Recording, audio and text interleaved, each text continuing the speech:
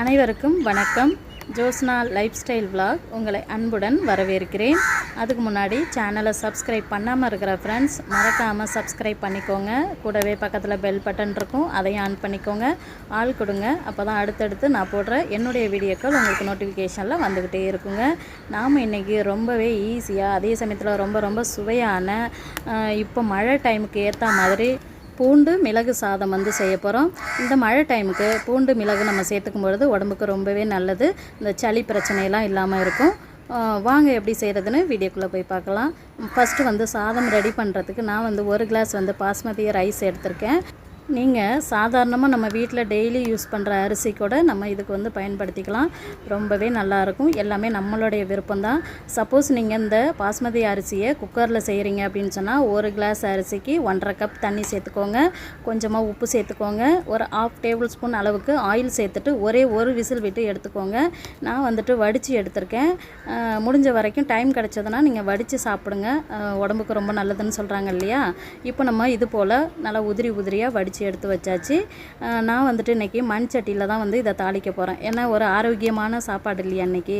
அதனால் இப்போ வந்துட்டு மண் சட்டி அடுப்பில் வச்சுக்கலாம். நல்லா காஞ்ச பிறகு நல்லெண்ணெயில் தான் நான் வந்துட்டு இதை தாளிக்க போகிறேன். தேவையான அளவு ஒரு 3 டேபிள் ஸ்பூன் அளவுக்கு நல்லெண்ணெய் சேர்த்துட்டேன். நல்லெண்ணெய் நம்ம சேர்க்கும் பொழுது டேஸ்ட்டும் நல்லாயிருக்கும், உடம்புக்கும் ரொம்பவே ஆரோக்கியமானது. எண்ணெய் வந்துட்டு நல்லா சூடாகணும். அதன் பிறகு கடுகு உளுத்தம்பருப்பு சேர்த்துக்கலாம். அது பொரிஞ்ச பிறகு ஒரு பூண்டு வந்து தோல் உரிச்சிட்டு பொடியாக கட் பண்ணி வச்சுருக்கேன். அதை வந்து நம்ம சேர்த்துக்கலாம். ஆனால் இந்த பிள்ளைங்க பார்த்திங்க அப்படின்னு சொன்னால் பூண்டுலாம் எங்கே சாப்பிட்றாங்க. இது போல் நம்ம வெரைட்டி ரைஸில் நம்ம சேர்க்கும் பொழுது டேஸ்ட்டு டிஃப்ரெண்ட்டாக இருக்கு இல்லையா. அதனால் எல்லாருமே இந்த சாப்பாடை வந்து கண்டிப்பாக விரும்பி சாப்பிடுவாங்க. பூண்டு வந்து ஓரளவு நல்லா ஃப்ரை ஆன பிறகு ஒரு 2 கொத்து கருவேப்பிலை சேர்த்துக்கலாம். இதையும் நல்லா ஃப்ரை பண்ணி விட்டுக்கலாம். நான் வந்துட்டு வேர்க்கடலை சேர்க்குறேன். வேர்க்கடலை சேர்க்கும் பொழுது ரொம்பவே நல்லா ஒரு க்ரன்ச்னஸ் இருக்கும் இல்லையா சாப்பிடும்பொழுது. சப்போஸ் உங்களுக்கு வந்து முந்திரி பருப்பு சேர்க்கணுன்னு தோணுச்சுன்னா கூட நீங்கள் சேர்த்துக்கலாம், உங்களுடைய சாய்ஸு தான். நான் வந்துட்டு வேர்க்கடலை சேர்க்குறேன். நல்லா ஃப்ரை பண்ணி விட்டுக்கலாம். நான் பச்சை வேர்க்கடலை சேர்த்துருக்கேன். அதனால் கொஞ்சம் நேரம் நல்லா ரோஸ்ட் ஆகிறது வரைக்கும் நல்லா வறுத்து விட்டுக்கிறேன். பாருங்கள், நல்லா ஃப்ரை ஆகி வரணும். அப்போ தான் நம்ம சாப்பிடும்பொழுது நம்ம வாயில் கடி போடும்போது நல்லா டேஸ்ட் ஆகும் இல்லையா. அவ்வளவுதாங்க. ஒரு மீடியம் சைஸ் வெங்காயம் எடுத்திருக்கேன். இதை வந்துட்டு நல்லா மெலிசாக லாங் சைஸில் நல்லா கட் பண்ணி சேர்த்துக்கலாம். அது கூடவே 2 வரமிளகா, 1 பச்சை மிளகா வந்து இது காரத்துக்கு சேர்க்குறேன் நான். உங்களுடைய காரத்துக்கு தகுந்த போல் நீங்கள் மிளகா வந்து சேர்த்துக்கலாம். இது கூட வந்து லாஸ்ட்டில் நம்ம பெப்பரும் சேர்க்க போகிறோம். அதனால் மிளகா வந்து பார்த்து சேர்த்துக்கோங்க. நல்லா வந்து வதக்கி விட்டுக்கலாம். அதன் பிறகு நம்ம சாதம் வடிக்கும் பொழுதே நம்ம உப்பு சேர்த்து தான் சாதம் வடிச்சிருக்கோம். இப்போ இந்த வெங்காயத்துக்கெலாம் வந்துட்டு கொஞ்சமாக வந்து சால்ட்டு சேர்த்துக்கலாம். சால்ட்டு சேர்த்துட்டு நல்லா ஃப்ரை பண்ணி விட்டுக்கலாம். இந்த ஸ்டேஜில் நம்ம சேர்க்கும் பொழுது அந்த வெங்காயம், மிளகாய் இது கூட எல்லாம் வந்துட்டு அந்த சால்ட்டு நல்லா மிக்ஸ் ஆகி ரெடியாக இருக்கும்.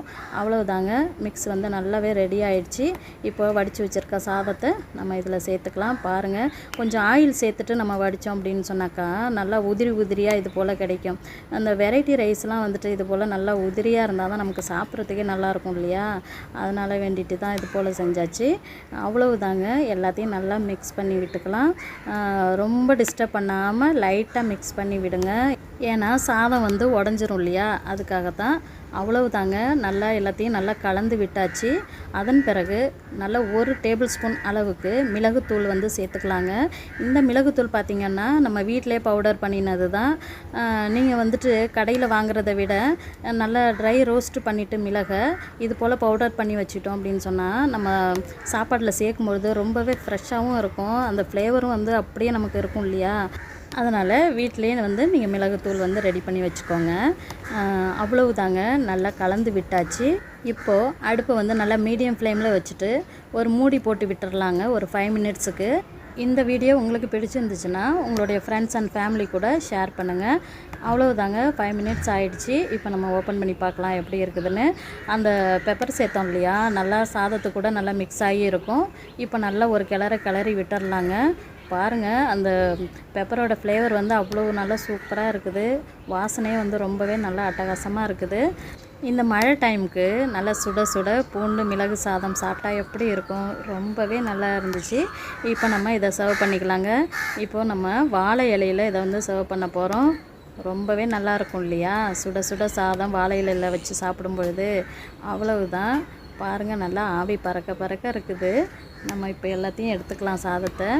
இப்போது இந்த சாப்பாடு கூட பார்த்திங்க அப்படின்னு சொன்னால் 65 ஃபிஷ் ஃப்ரைலாம் வச்சு சாப்பிட்டா ரொம்பவே நல்லாயிருக்கும். நான் வந்துட்டு இன்றைக்கி உருளைக்கிழங்கு ஃப்ரை வந்து செஞ்சுருக்குறேங்க. அதுவும் ரொம்பவே நல்லா டேஸ்ட்டாக இருக்கும். இந்த சாப்பாடு பார்த்திங்க அப்படின்னு சொன்னால் லஞ்ச் பாக்ஸுக்கு கூட நீங்கள் ஸ்கூலுக்கு கொடுத்து விடலாம். ரொம்பவே நல்லா டேஸ்ட்டாகவும் இருக்கும். ரொம்பவே ஹெல்த்தியானதும் கூட. ட்ரை பண்ணி பாருங்கள், கண்டிப்பாக உங்கள் எல்லாருக்குமே பிடிக்கும். அது மட்டும் இல்லாமல் அடுத்தடுத்து வர வீடியோஸையும் தொடர்ந்து பாருங்கள் ஃப்ரெண்ட்ஸ். அவ்வளவுதாங்க, ரொம்பவே சுவையான பூண்டு மிளகு சாதம் வந்து தயாராகிடுச்சு. நீங்களும் ட்ரை பண்ணி பாருங்கள். எப்படி இருக்குன்னு உங்கள் கருத்துக்களை கமெண்ட் பண்ணுங்கள். இந்த வீடியோ உங்களுக்கு பிடிச்சிருந்துச்சுன்னா மறக்காமல் ஜோஸ்னா லைஃப் ஸ்டைல் வ்ளாகை சப்ஸ்கிரைப் பண்ணிக்கோங்க. சப்போர்ட் பண்ணுங்கள். நன்றி, வணக்கம்.